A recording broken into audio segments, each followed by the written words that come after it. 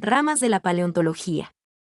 Desde su surgimiento, a medida que se ha incrementado el conocimiento, la paleontología amplió su campo de análisis de tal forma que tradicionalmente se pueden distinguir varias divisiones, cuyos límites suelen ser a veces bastante imprecisos.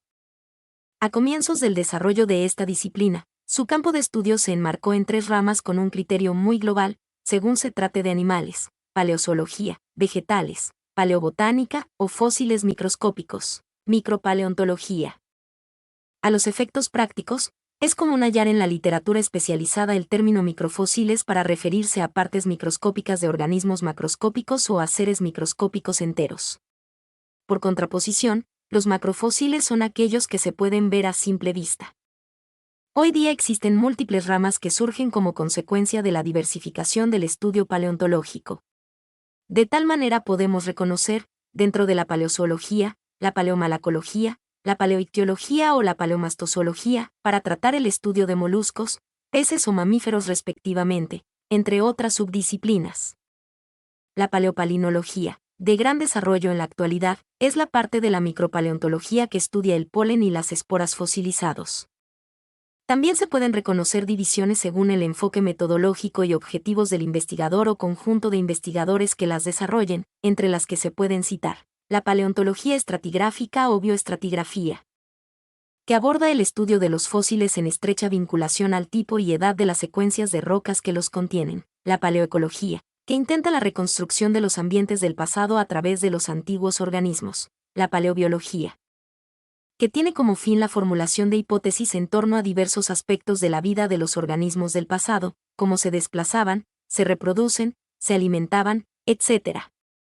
Aunque también suele utilizarse como sinónimo de paleontología, la tafonomía, que analiza los procesos que dieron origen a los yacimientos fosilíferos; la paleontología, que estudia los icnofósiles; y la paleobiogeografía, que reconstruye la distribución espacial de los organismos del pasado. A pesar de estas divisiones, que tienen un fundamento principalmente metodológico, la paleontología tiende a integrar en sus conclusiones los datos proporcionados por sus más diversas ramas, incluyendo también disciplinas que provienen de los campos más estrictamente biológicos y geológicos, como son los fósiles; conchas, huesos, espinas y escamas suelen predominar en los conjuntos fosilíferos incluidos en las rocas, normalmente denominados yacimientos. Esto obedece a que se trata de estructuras mineralizadas, duras, que poseen mayor chance de preservarse. Muchas veces, esos restos esqueléticos se disocian de la roca por medios químicos o físicos, dejando solamente su marca, lo que se denomina molde o vaciado. Otras veces, sucede que los minerales esqueléticos originales se reemplazan por otros, sustitución. Las sustancias inorgánicas más frecuentes que constituyen las partes duras en los seres vivos son carbonato de calcio, fosfato de calcio o sílice. A menudo, en los procesos de fosilización, estas sustancias son reemplazadas unas por otras o por algunas que son menos comunes. En el caso de la madera puede darse el relleno del contenido intracelular y la sustitución de las paredes celulares o relleno de poros por sustancias de origen inorgánico, permineralización, lo que comúnmente se conoce como petrificación. Tales son los ejemplos de la madera petrificada o inclusive la mineralización de material orgánico blando, piel, músculos, etc., en casos muy excepcionales. También es común encontrar fósiles en estructuras sedimentarias denominadas nódulos o concreciones. Estas son formaciones esferoidales, ovoidales o discoidales que se pueden hallar dentro de ciertas rocas y suelen originarse por precipitación de algunas sustancias inorgánicas alrededor de un objeto antes, durante o después de los procesos que forman las rocas sedimentarias. Otras veces, raramente, se conservan partes blandas o muy delicadas. Entre estos casos se destacan, como ejemplo, los mamuts que se hallaron congelados, criopreservación, en Siberia y Alaska. Los suelos permanentemente congelados de la tundra posibilitaron preservar intactos, durante más de 25.000 años, no solo los huesos sino la piel, músculos y hasta las vísceras de estos ejemplares. La fosilización excepcional de partes no esqueléticas se puede dar también en ambientes muy secos, en donde la actividad descomponedora de los microorganismos se ve disminuida. En estos casos, ciertas estructuras como la piel, tendones y hasta algunos músculos se conservan completamente desecados, momificación. Un ejemplo de este tipo se observa en Chile austral, en cavernas en las que especímenes de grandes mamíferos se han fosilizado y momificado. Las partes blandas, delicadas y poco voluminosas, como hojas, tallos, plumas, invertebrados de cuerpo blando, suelen preservarse como impresiones. Estas requieren al menos algo de compresión para formarse y muchas veces aún conservan restos del material original que constituía el organismo. Otro caso de preservación de partes blandas se da por inclusión en materiales asépticos que evitan o dificultan la descomposición como la brea, la sal o la turba. Por último, deben destacarse los insectos, arañas, microvertebrados y restos vegetales como hojas y flores incluidos en ámbar. El ámbar es una resina vegetal fosilizada cuyos componentes orgánicos originales se sustituyen por minerales. Los pequeños animales así preservados se presentan dentro del material vidrioso y transparente con las estructuras externas, como alas, patas, antenas, pelos, etc. Prácticamente intactas. Todos los ejemplos anteriores refieren a organismos enteros, partes de estos o marcas dejadas por esas partes en la roca sedimentaria. Todos ellos se originan por procesos post-mortem. Este tipo de fósiles se denomina fósiles de cuerpo o fósiles corpóreos. Existe otro gran conjunto de fósiles que son el producto de alguna actividad biológica realizada por los organismos mientras estaban vivos, tales como huellas, nidos, cuevas y trazas dejadas durante procesos de forrajeo, reproducción, etc. Este tipo de fósiles reciben el nombre de icnofósiles. Una atención especial merecen las grandes acumulaciones fosilíferas, que por su gran concentración de fósiles o la excelente calidad de su preservación aportan una muy completa y valiosa información.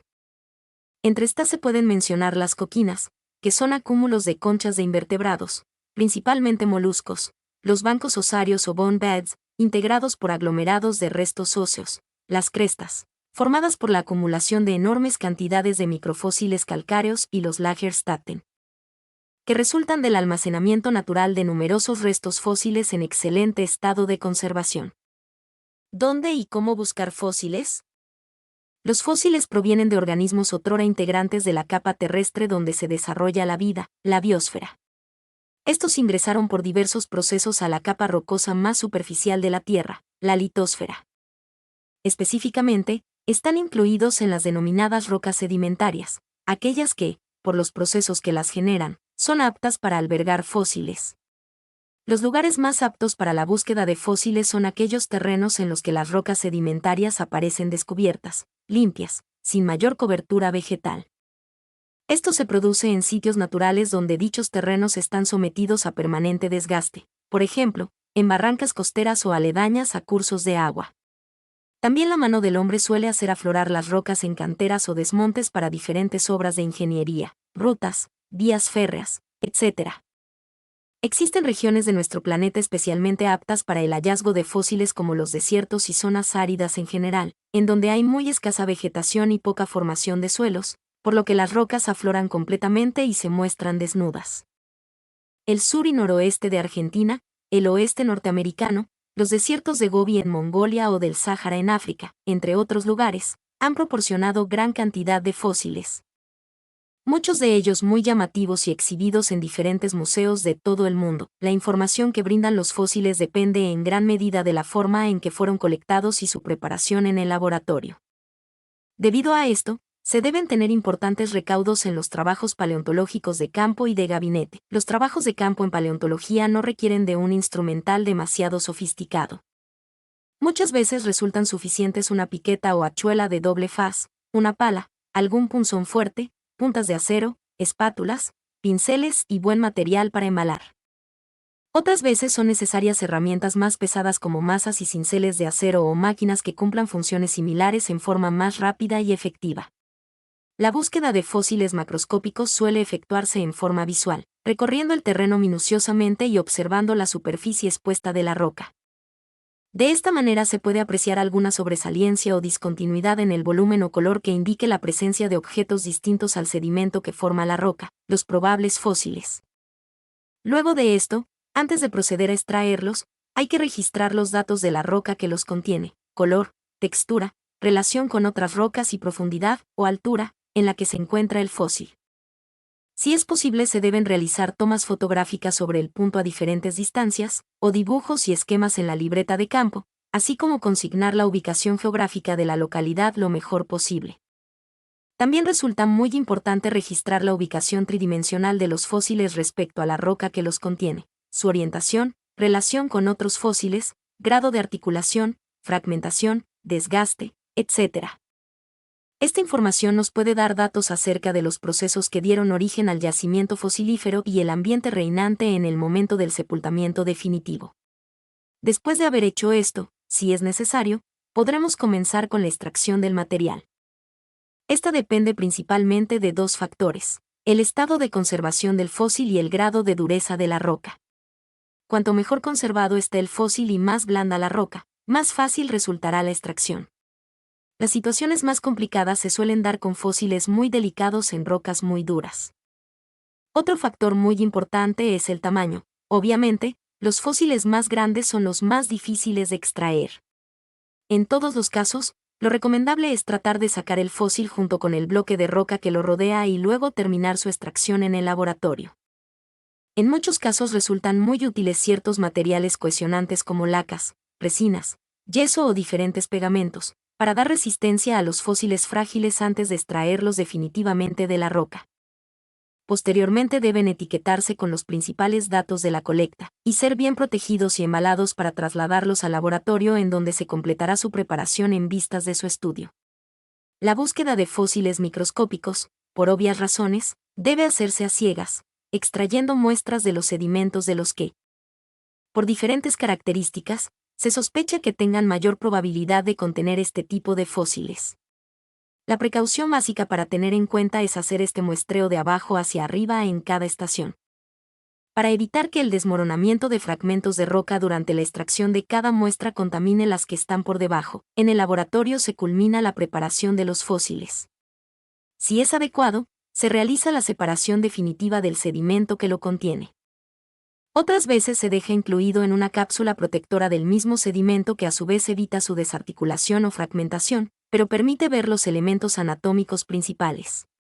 Para este tipo de trabajo se suelen utilizar técnicas mecánicas, con instrumental adecuado como agujas de acero, tornos, percutores, compresores, etc.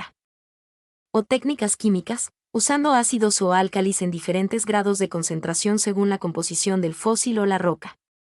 Los microfósiles también se separan del sedimento por técnicas mecánicas y químicas combinadas, a veces usando centrífugas, y luego se observan con aparatos ópticos de precisión, lupas binoculares, microscopios, etc. para garantizar la preservación de los fósiles a largo plazo.